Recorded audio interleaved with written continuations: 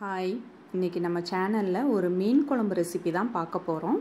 அதுக்கு முன்னாடி நம்ம சேனலை சப்ஸ்கிரைப் பண்ணலைன்னா மறக்காமல் சப்ஸ்கிரைப் பண்ணிக்கோங்க. பக்கத்தில் இருக்க பெல் ஐக்கானை கிளிக் பண்ணிக்கோங்க. வாங்க இப்போ சமைக்கலாம். முருங்கைக்கான சேர்த்து தான் இன்றைக்கி இந்த மீன் குழம்பு செய்ய போகிறோம். சின்ன வெங்காயம், தக்காளி இதெல்லாம் நறுக்கி வச்சுருக்கேன். இப்போது ஒரு பெரிய சைஸ் லெமன் அளவுக்கு புளி எடுத்து ஊற வச்சுட்டு கரைச்சிக்கோங்க. இந்த புளியை கரைச்சி எடுத்ததுக்கப்புறம் நம்ம குழம்பு கரைச்சி வச்சுக்கிறலாம். இப்போது மிளகாத்தூள் சேர்த்துக்கிறேன். உங்களுக்கு காரம் எவ்வளோ தேவையோ அதுக்கேற்ற மாதிரி சேர்த்துக்கோங்க. நான் 1.5 டீஸ்பூன் அளவுக்கு சேர்த்துருக்கேன். என்னோடய ஸ்பூன் அளவுக்கு நான் சொல்கிறேன். அதே மாதிரி 1.25 ஸ்பூன் மல்லித்தூள் சேர்த்துருக்கேன். இப்போது தேவையான உப்பு சேர்த்துக்கிறேன். இப்போ நம்ம கரைச்சி வச்சோம் புளி, அந்த புளி தண்ணியை வடிகட்டி இதில் சேர்த்துக்கிறணும். நம்ம இந்த உப்பு, புளி, காரம் எல்லாமே இப்போ நம்ம இதில் செக் பண்ணிக்கிறலாம். எவ்வளோ தண்ணி வேணும் அப்படின்றத ஊற்றிக்கோங்க. இப்போ நல்லா கலந்து விட்டுட்டு உப்பு, புளி, காரம் எல்லாம் போதுமான நம்ம செக் பண்ணி பார்த்துட்டு அதுக்கப்புறம் குழம்பு தாளிக்கலாம். முருங்கைக்காய் சேர்த்து இந்த நகர மீன் குழம்பு வச்சு பாருங்கள், நல்ல டேஸ்ட்டாக இருக்கும். இப்போ நான் மீன் கழுவி சுத்தம் பண்ணி எடுத்து வச்சுருக்கேன். இந்த மாதிரி இருக்க நகர மீனில் முருங்கைக்காய் போட்டிங்கன்னா நல்ல டேஸ்ட்டாக இருக்கும். இப்போ மண் சட்டியை சூடு பண்ணிக்கிறலாம். தேவையான அளவு நல்லெண்ணெய் சேர்த்துக்கோங்க. எண்ணெய் நல்லா சூடானதும் இதில் தாளிக்கிறதுக்கு வெந்தயம் சேர்த்துக்கிறலாம். வெந்தயம் ஒரு 1/2 டீஸ்பூன் சேருங்க. நிறையா சேர்த்திங்கன்னா கசப்பாக இருக்கும். வெந்தயம் நல்லா பொரிஞ்சதும் 1/4 டீஸ்பூனுக்கும் கம்மியாக சோம்பு சேர்த்துக்கோங்க. ஒரு கை அளவு சின்ன வெங்காயம் சேர்த்துருக்கேன். ஒரு 10-15 சின்ன வெங்காயம் இருக்கும், அதை நீளமாக நறுக்கி சேர்த்துருக்கேன். இந்த வெங்காயத்தை நல்லா வதக்கினதுக்கப்புறம் இதில் கருவேப்பிலை சேர்த்துக்கலாம்.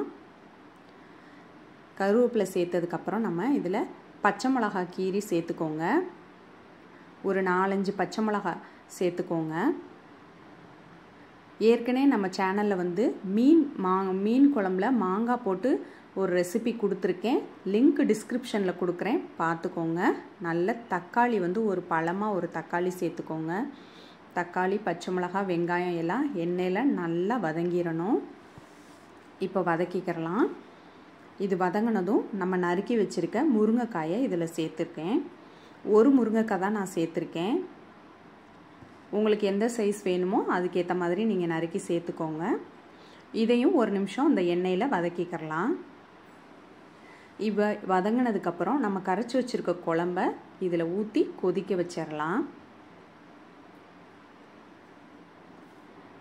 இந்த மாதிரி முன்னாடியே குழம்பு மசாலா கலக்கி வச்சுட்டு செஞ்சிங்கன்னா ரொம்ப ஈஸியாக செஞ்சிடலாம். இப்போ மூடி வச்சு குழம்பு கொதிக்கட்டும். ஓப்பன் பண்ணி பார்ப்போம். இப்போ குழம்பு நல்லா நுர கட்டி வந்துக்கிட்டு இருக்கு. முருங்கைக்காய் வெந்ததுக்கப்புறம் தான் நம்ம மீன் சேர்க்கணும். நல்லா மலமலன்னு கொதிச்சிருச்சு. முருங்கைக்காய் ஓரளவுக்கு நல்லா வெந்துருச்சு. இன்னும் கொஞ்சம் நேரம் வெந்ததுக்கப்புறம் மீன் சேர்த்துக்கலாம். இப்போ ஆடை படந்து குழம்பு ரெடி ஆயிடுச்சு. கழுவி வச்ச மீனை சேர்த்துக்கலாம். மீன் சேர்த்து ரொம்ப நேரம் கொதிக்க விடக்கூடாது. ஒரு 10 நிமிஷம் ஒரு தடவை மலமலன்னு கொதிச்சதுக்கப்புறம் லைட்டாக ஒரு 2 நிமிஷம் சிம்மில் வச்சுட்டு நம்ம இறக்கிடலாம். பாத்திரத்தில் உள்ள சூட்லேயே மீன் வெந்துடும். இப்போ மூடி வச்சுருவோம். பாருங்கள், குழம்பு நல்லா கொதிச்சிருச்சு. லைட்டாக கலந்துட்டு நம்ம ஸ்டவ்வை ஆஃப் பண்ணிடலாம். இந்த மண் சட்டி ஹீட்டுக்கே நல்லா கொதிச்சு மீன் வெந்துடும்.